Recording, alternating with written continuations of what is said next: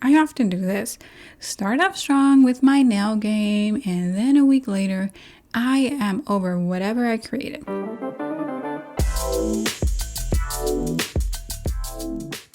Hey there, I am Paola of PaolaPonceNails.com, and I help current and aspiring nail stylists become thriving entrepreneurs by mastering gel nails using soak-off gel only. About 8 years ago, I started doing nails as an independent stylist with just one client, and after much trial and error and my fair share of sweat, pain, and tears, I achieved book solid success before moving on to the next chapter in my life. I now have a thriving online business helping you, the next generation of nail techs, also become a thriving virtual nail tech, being booked with only the clients, products, and services that excite you the most, while also claiming your slice of the online pie, selling your products. So welcome. I'm so glad you're here. And now to today's topic. So if you remember, maybe 3 weeks ago, I did these very beautiful natural nails with polygel and gel. And then I kind of shortened them. And then now I'm really over them because they're just not car seat friendly. So in today's video, I will be showing you how to shorten artificial nails with an Efile. Now, because I never like to miss an opportunity to multitask, I am going to be treating myself to a hand mask while I shorten these nails. This will provide for a wonderful moisturizing session, as well as keep most of the dust off of my skin. My hands have been so dry from having recently painted a wall in my home, and so they are really going to thank me for this treat. And these keratin gloves were compliments of Body Pure. If this is your first time hearing about them, Body Pure creates luxurious spa hand and foot masks that are ultra moisturizing and made in Korea. They instantly eliminate dead skin cells with a combination of plant keratin, urea, one of my favorite moisturizing agents, and vitamin E. A total treat. Visit them at bodypure.com to grab yourself a pair or two. Now I'm cutting the fingertips from off of my gloves because I want to multitask, but as a salon or home service, you do not want to cut them off, as the keratin in this mask is also beneficial for your nails to absorb. By the way, there is no need to wash off the excess left on the skin once you remove the gloves. It is perfectly okay to massage and let the skin absorb it.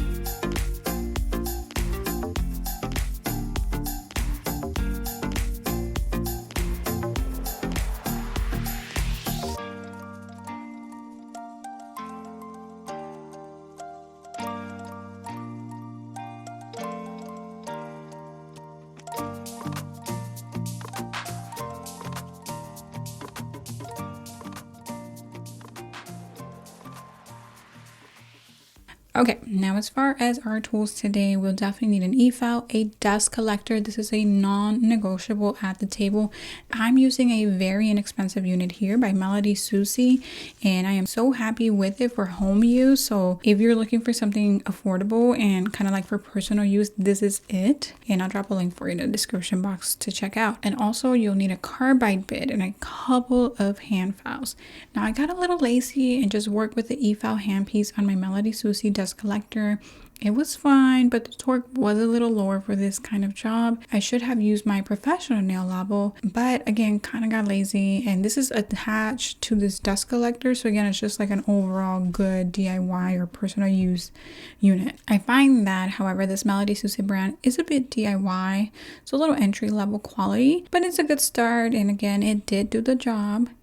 Okay, for shortening length, you don't want too fine, so try a medium or even a coarse if you're comfortable.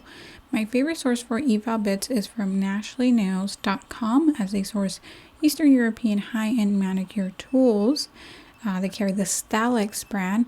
And I'll go ahead and link you down in the description box below to check them out for yourself. So dust collector, e-file, and carbide bits. The last item we need is a hand file or two.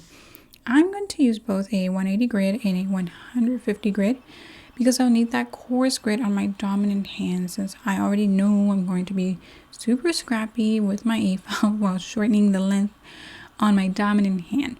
But if I was super ambidextrous, 180 would be sufficient. So go ahead and turn your dust collector to high.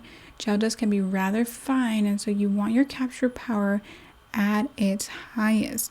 Now you also want to crank up your e-file to at least half of the way. And if you know what the digital reads, the digital RPM reads, then it should be about 15,000 RPM. Now do not be timid when starting your e-filing, or you will catch / bump the nail, and it does not feel nice at all when you do so. So not only does it knock the nail, it kind of knocks at your confidence also, by the way. Then you're just super scared to get going. So be confident and push that e-file in. You want to press your e-file into the nail, and again push it where you want it to. So if you're going a little forward, just press it with confidence forward. If you're gliding it to the left to right, again, you make sure you have a strong grip on it and then swipe it. And if you're a total e-file newbie and wondering which way your e-file bits should be spinning towards, the bit should be spinning away from you, but you are swiping your handpiece towards you. And when I work with my left hand, in order for the bit to still rotate towards me, I flip the switch on my machine to reverse and again file towards me.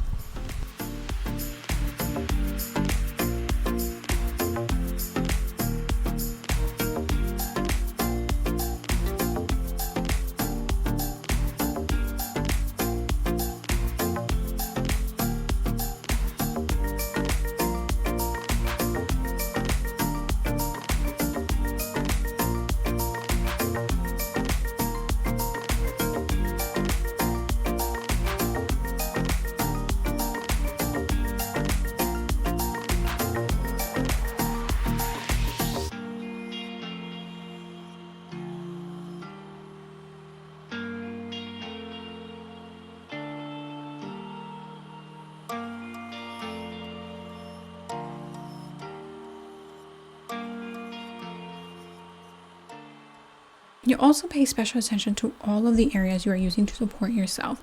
Notice how my wrists are now floating in the air. If you were working on a client, totally fine to float in the air a little bit with your hands, but when e-filing on yourself, always anchor your wrists or arms somewhere. And don't forget also about your pinky.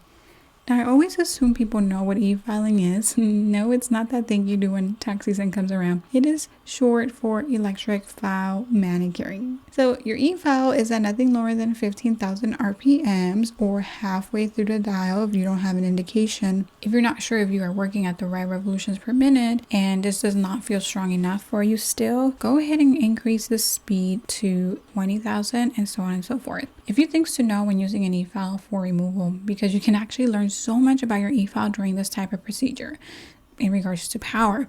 If you feel like you're doing most of the work, and you'll know this if your hands feel sore or you find your grip way too tight, two things: you're working at a low RPM or your e-file does not have high torque. And I've talked about this extensively in a previous video, all about what to look for when buying an e-file machine. This video is super informative, so make sure you check it out. After this video, you'll learn a lot, I promise.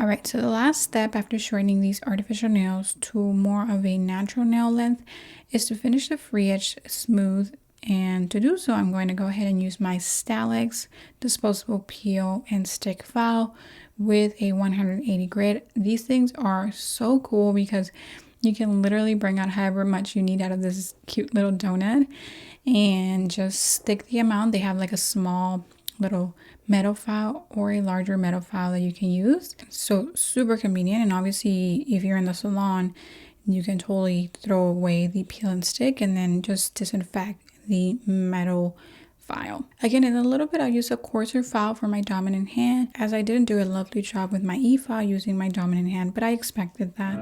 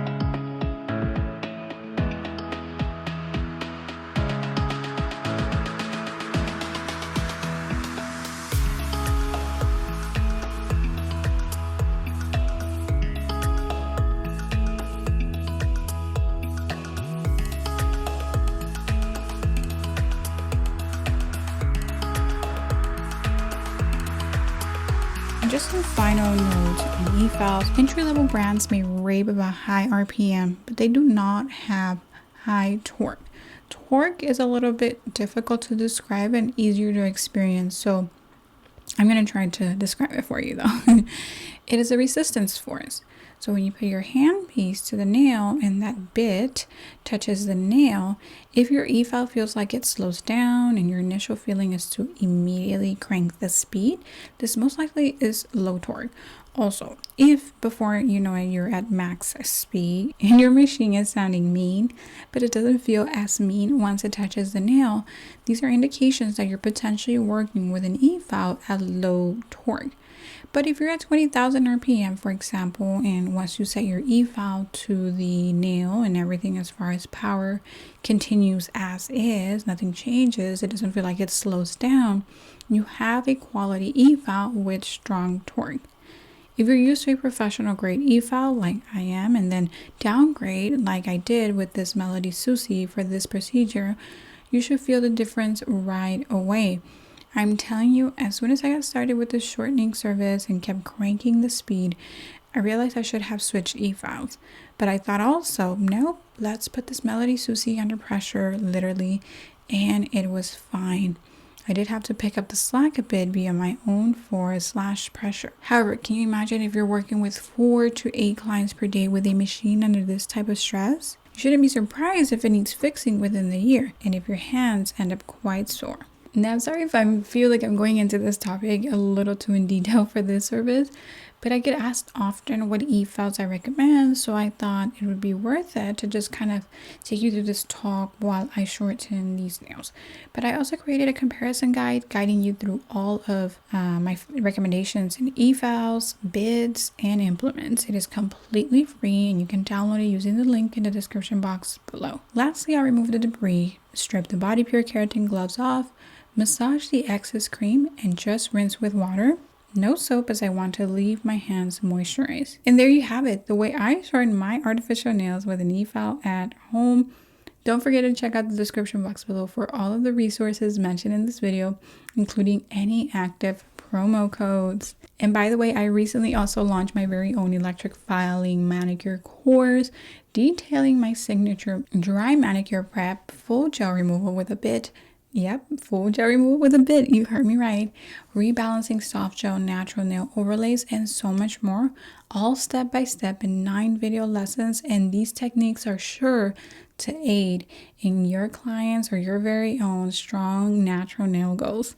I'll drop the link again with all the deets below. Thank you so much for spending your time with me today. And remember, I post videos like this every week on either Japanese soft potted gel, natural nail care tips, and electric filing. So make sure you subscribe and hit the bell notification button below so that you don't miss a thing. See you soon, and bye for now.